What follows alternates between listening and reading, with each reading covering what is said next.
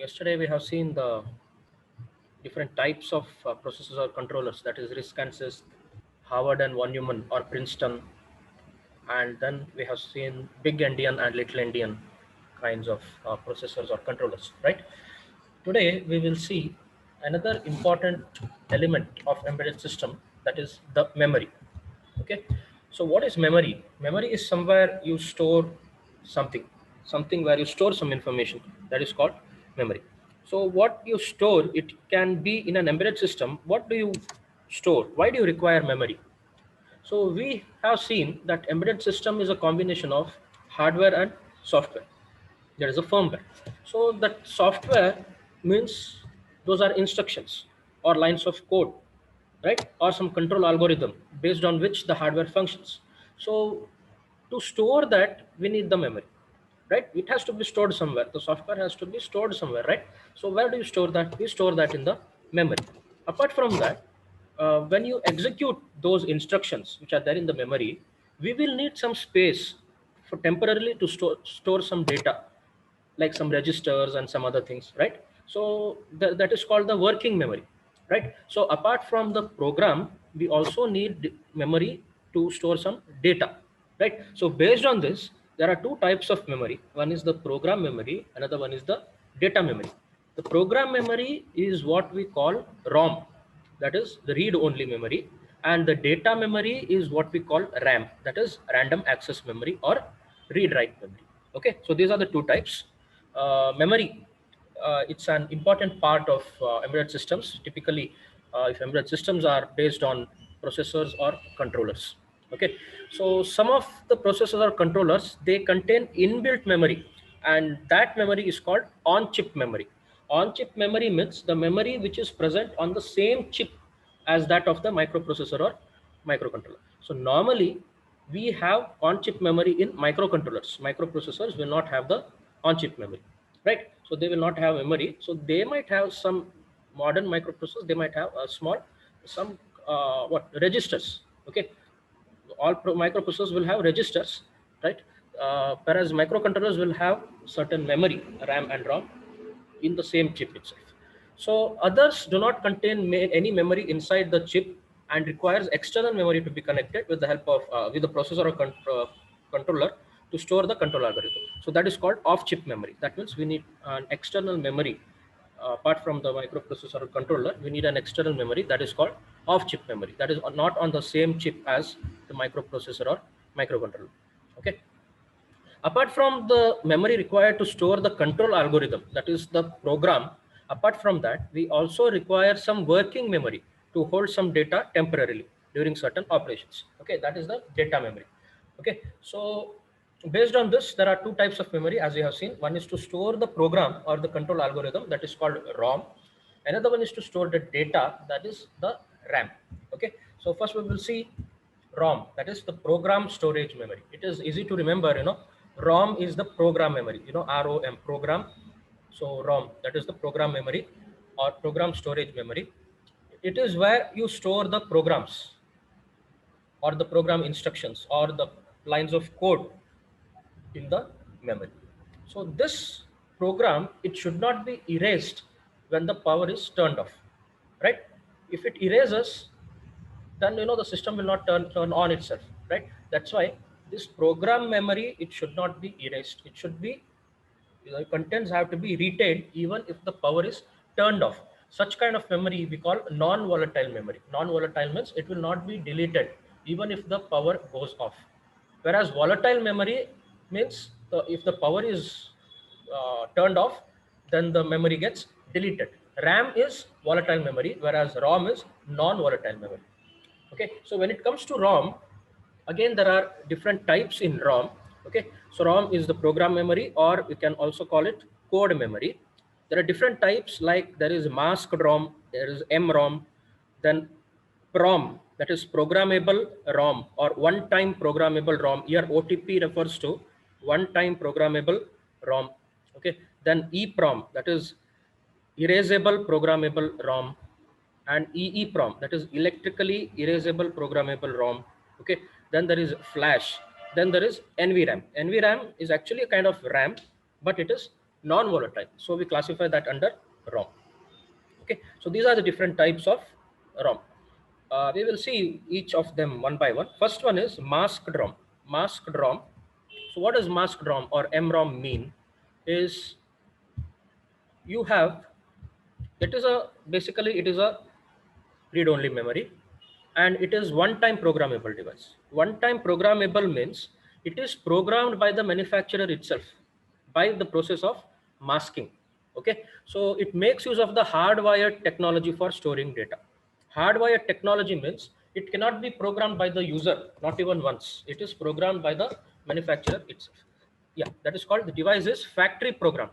It is factory programmed means by the manufacturer itself it is programmed. Okay, and yeah, the process used is masking. That is why it's called masked ROM. Masking, you know, you will study this in VLSI, how this masking and other things are done. Okay, masking and metallization process at the time of production itself, according to data provided by the end user. The user has to provide the data, that means the code.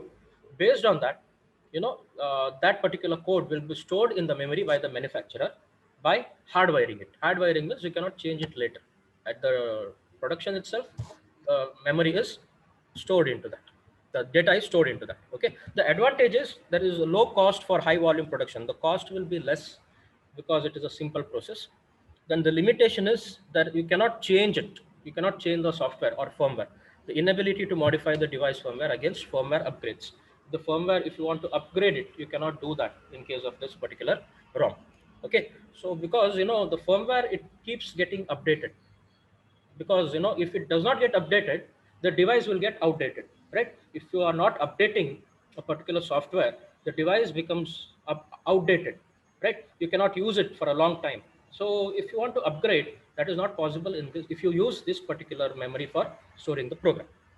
Okay, since MROM is permanent in bit storage, it is not possible to change the bit information. That's the major limitation of this particular thing. Advantages, it is easier to manufacture or easier to produce it, and the cost becomes less. So how to do this masking? So to do this masking, there are different mechanisms. Okay, so the first one is, you know, the creation of an enhancement or depletion mode transistor through the channel implant by implanting the channel, you know, like in the MOSFET, you have seen, by making some channel, by implanting channel, you can either make it an enhancement mode transistor or depletion mode transistor and store data into that. Okay, uh, or by creating the memory cell, either by using a standard transistor or a high threshold transistor. Okay, so, you know, transistors, you know, they are used in storing, they work as storing elements also, right? So here, you know, by creating a memory cell using some transistor, a standard transistor or high threshold transistor. Standard transistor will have its you know, the turn on voltages at a standard level, whereas high threshold transistor, in high threshold mode, the supply voltage required to turn on is above the normal ROM IC operating voltage. That means by default the transistor is always off. Okay, by default the transistor is always off, and the memory, that is zero. I mean, the data stored in that particular cell is zero. If you want to turn it on, that means if you want to store 1 into that, you need to apply a very high voltage so that the transistor becomes on and the logic 1 is stored in the memory. Okay, so by default the data stored in the memory is 0. That means the transistor is off, so data stored in the memory is 0. If you want to store 1, you need to apply a high threshold voltage, okay, or a high voltage to cross that threshold, so that the transistor turns on and then the logic 1 is stored into the memory. Okay, so this is one of the mechanisms how masking, uh, how the masked ROM is used. So what you have to understand is the process used is masking. So it is done in the manufacturing. While manufacturing itself, it cannot be changed. Whatever the program is stored while manufacturing, the same thing has to be used throughout. It cannot be changed. If you want to change, you have to change the memory itself. Okay, you cannot rewrite the program. You have to remove that memory, get a new program burnt into the new memory, and use that particular. Okay, so next type of memory or ROM is PROM. PROM stands for programmable read only memory. It is also called OT-PROM or OTP. OTP here refers to one-time programmable PROM. This gives an option for the user, not actually the user, the manufacturer of the embedded system, to program it once.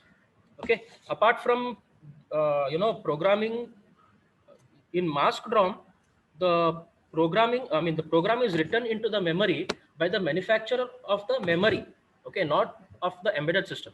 Here, you can bring that memory, and the manufacturer of the embedded system, he can write a program into this memory, but that is only once he can write the program. That is called one time programmable program.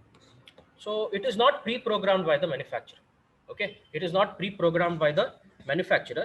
The end user is responsible for programming these devices.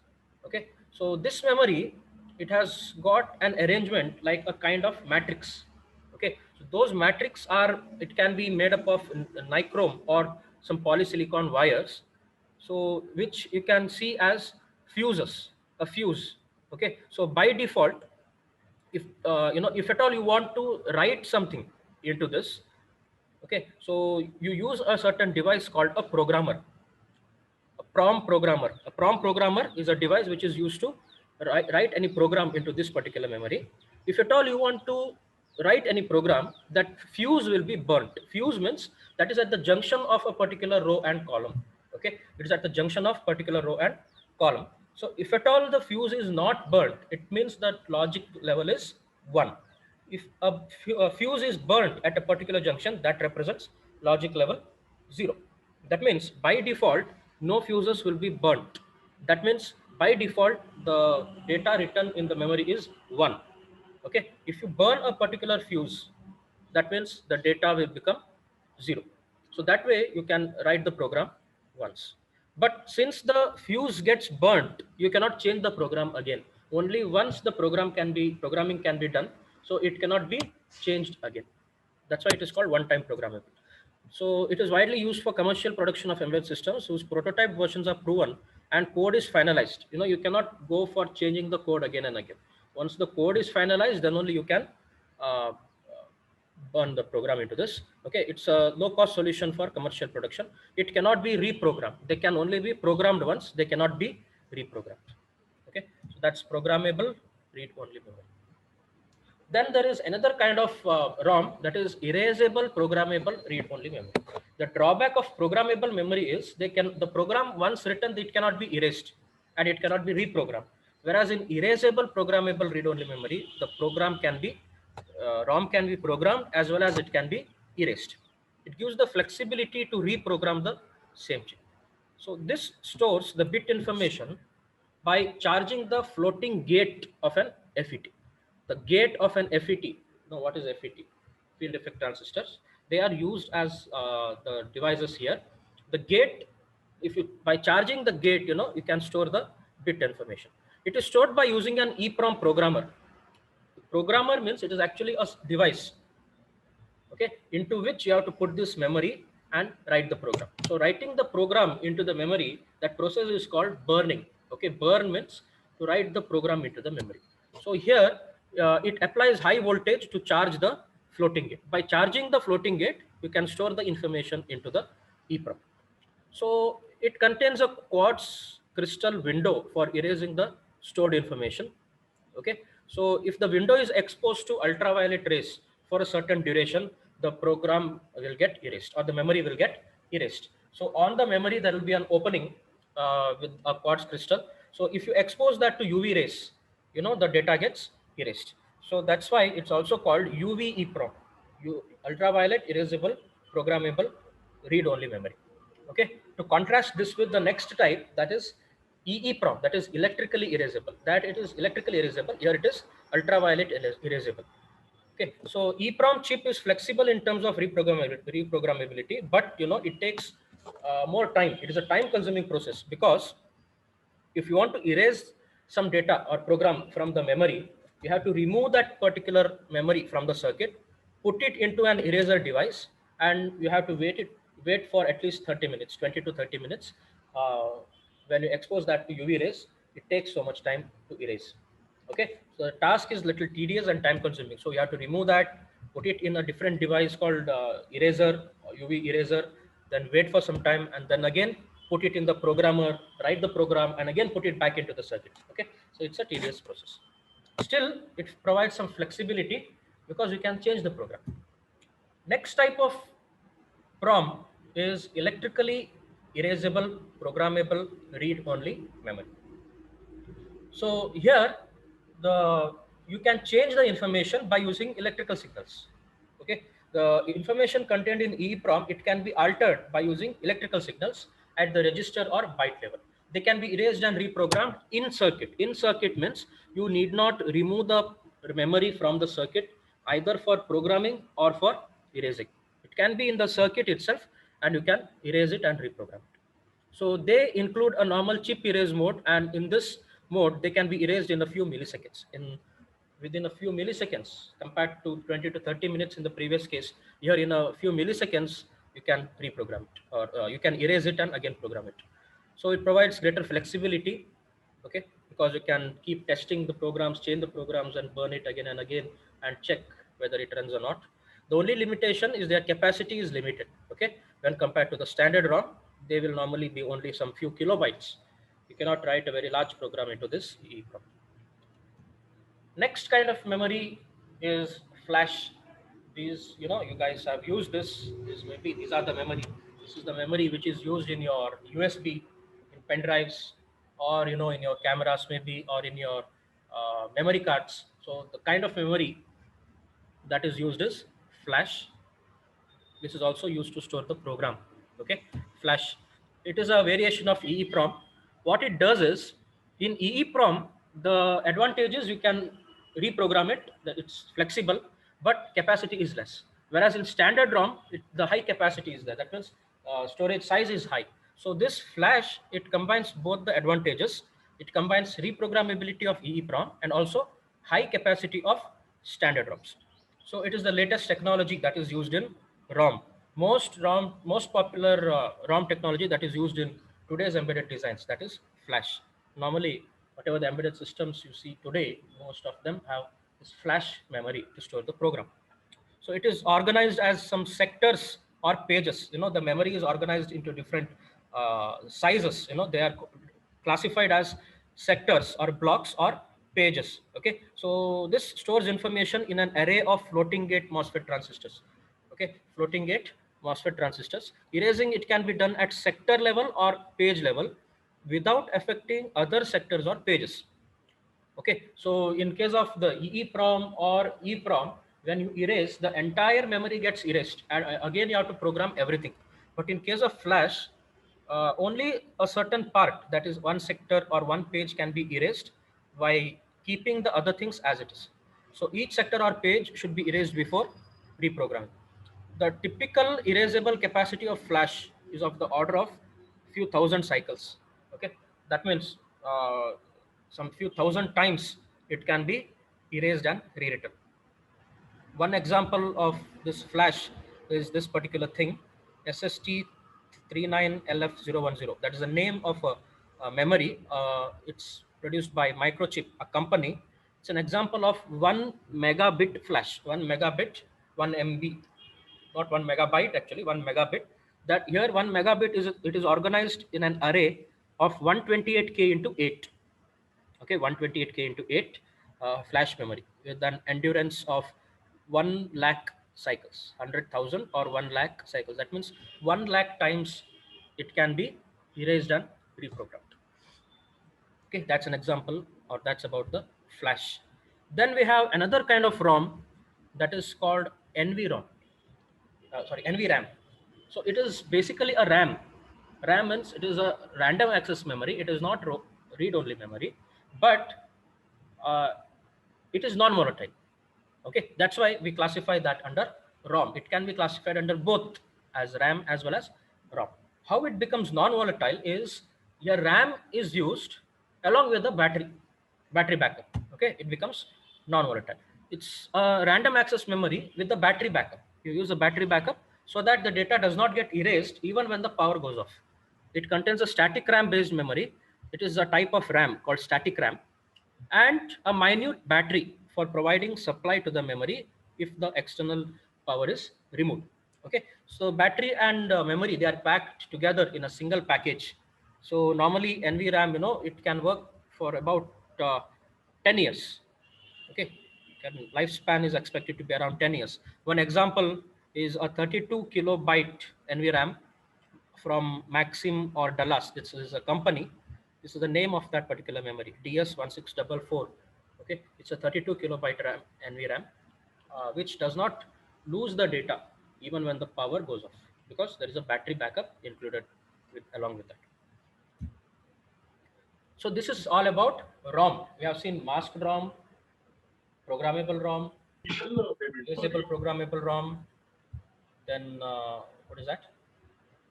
Electrically erasable programmable ROM, flash, and NVRAM. Apart from this, see, okay, all of these, they are used to store the program, that is the code or instructions.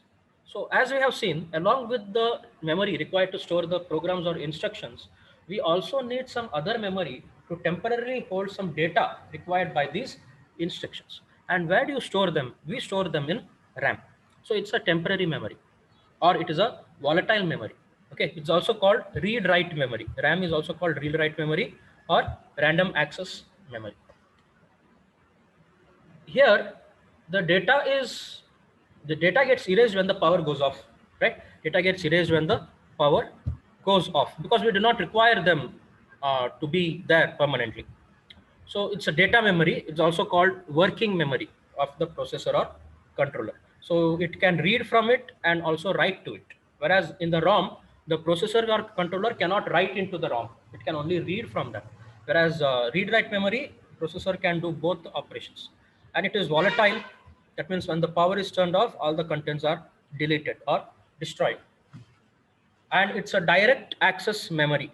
RAM is a random access or direct access memory as compared to the sequential access. In computer organization, if you remember, there are two types of accessing memory: sequential access and random access. Sequential access means if you want to access a particular location, you have to start from beginning, right? For example, in case of CD-ROM or in magnetic tapes, earlier, you use magnetic tapes, for example, audio cassettes or video cassettes, and the CDs. What they have to do is, if at all you want to access a particular data at a particular address, say 1000, it cannot directly start at 1000. You have to start from zero, right? From address zero, you have to start sequentially. It has to go till 1000. From there, you have to either read or write. That is called sequential access.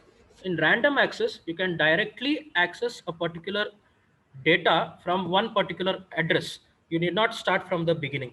Okay, so that is what RAM means. It's a direct access. We can access the desired memory location directly without the need for traversing through the entire memory location to reach the desired memory position. That is called random access of memory location. Randomly you can access any location without traversing from the beginning. Okay, this is in contrast to the sequential access, that is SAM. That is another type, where desired memory location is accessed by either traversing through the entire memory or through a seek method. Seek means search from the beginning, like magnetic tapes, CD-ROMs. They are all examples for sequential access memories. So when it comes to RAM, there are three types in RAM. One is the static RAM or SRAM, then the dynamic RAM or DRAM, and again the same thing, NVRAM. NVRAM actually belongs to static RAM category, but along with the static RAM cell, it has got a battery backup. So we classify this under ROM also. So we will see the construction of static RAM, that is the SRAM. What is this SRAM? So here SRAM, it stores the data in the form of voltage. Okay, the data is stored in the form of voltage, and they are made up of flip-flops. Normally, latches or flip-flops. They are used to store the data, right? Static RAM, it is the fastest form of RAM. Unlike dynamic RAM is little slower. Here, static RAM is fast because due to its resistive networking and switching capabilities. Because the switching is faster in case of static RAM. We do not use capacitor here. In case of dynamic RAM, we use a capacitor, so it is a little slower compared to static RAM. So typically, one cell of SRAM, one cell means it will store one bit data, either 1 or 0. That is realized using six devices or six transistors. In this case, we use MOSFETs as the devices. Okay, so out of the six devices or six transistors or MOSFETs, four of them are used for building the latch. Okay, and two are used for controlling the access. Four MOSFETs are used for building the latch part of the memory cell, and two for controlling the access. Controlling means either to read or write, right? So it can be either read or written. RAM is both the directions it is possible. So to control that particular thing, we use two other two other transistors or MOSFETs. So this is actually the implementation or representation of SRAM cell. There are six devices you can see.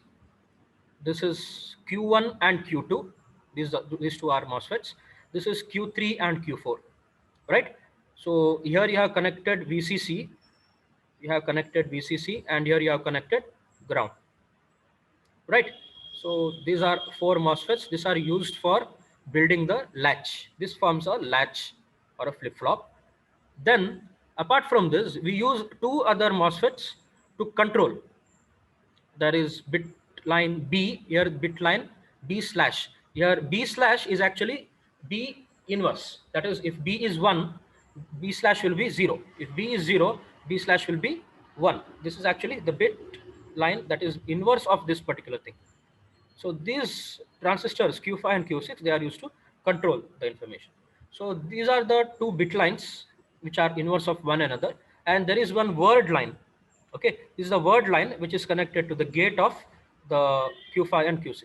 The gates of Q2 and Q4 are connected to VCC. Okay,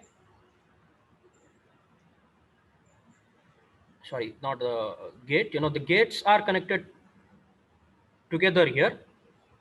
The gates are connected together, and they are connected to the drain and source of Q5 and Q6. Okay, so the sources, yeah, the source of Q2 and Q4 are connected to VCC.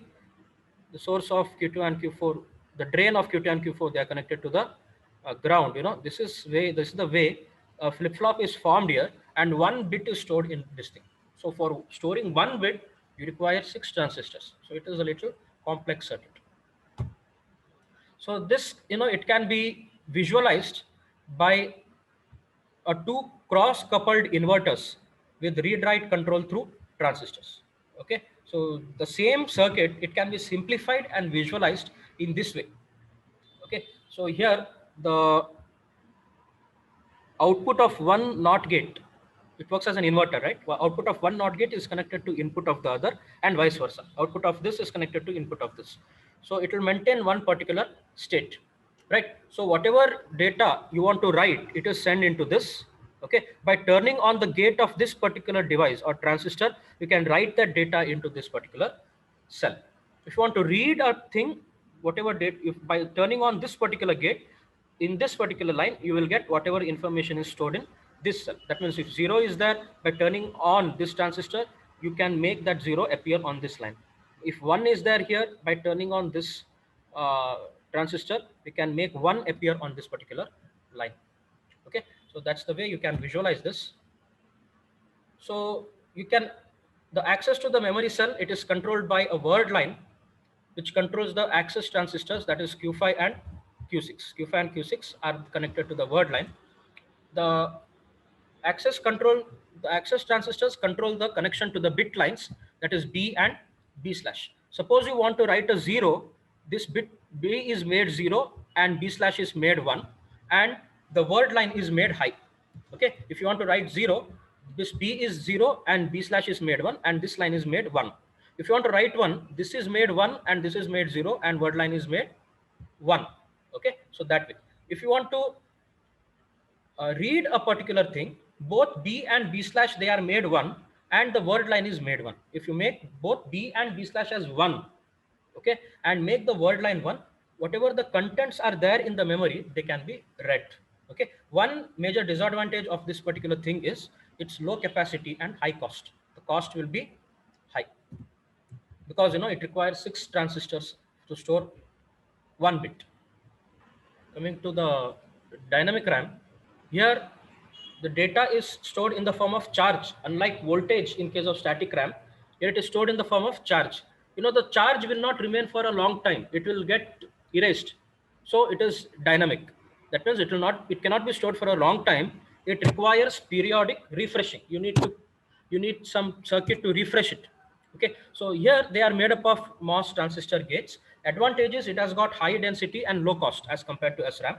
But disadvantages, since it is charged, it gets leaked with time. So to prevent this, they need to be refreshed periodically.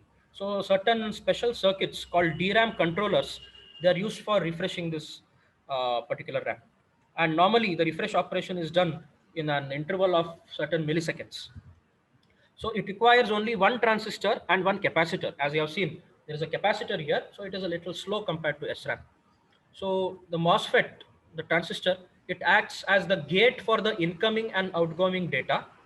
Okay, you can either read or write, and the capacitor acts as the bit storage unit. The storage is done in the capacitor in the form of charge. Okay, so this is the bit line and this is the word line.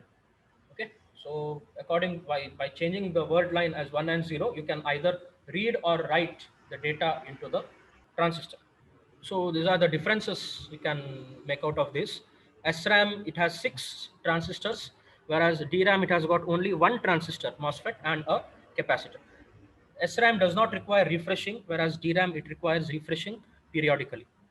SRAM, it has got low capacity and less dense, means small size data can be stored in a particular area, whereas in DRAM, it is a highly dense, so the capacity is high. SRAM is more expensive compared to DRAM because here it requires more number of devices, here lesser devices, whereas SRAM is faster in operation. Okay, the typical access time is some 10 nanoseconds, whereas the DRAM is slow. Typical access time is 60 nanoseconds. It is slow due to the refresh requirements. You need to keep refreshing continuously. It is periodically. The write operation is faster when compared to the read operation in case of DRAM.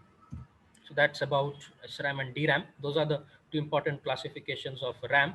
Then we have NVRAM. This is the same thing, as you have seen in the case of ROM. It is a random access memory with a battery backup. Okay, so that battery backup is used so that data does not get erased even when power goes off. So these are the things that we have in memory. That is why we require memory. What are the types of memory? And that is RAM and ROM. Again, there are different types in RAM and ROM. Okay, so those things, constitute the memory part. Next, what we have is, apart from memory, we also have certain devices, sensors and actuators, which are acting as input and output ports, right? We will see that in the next class.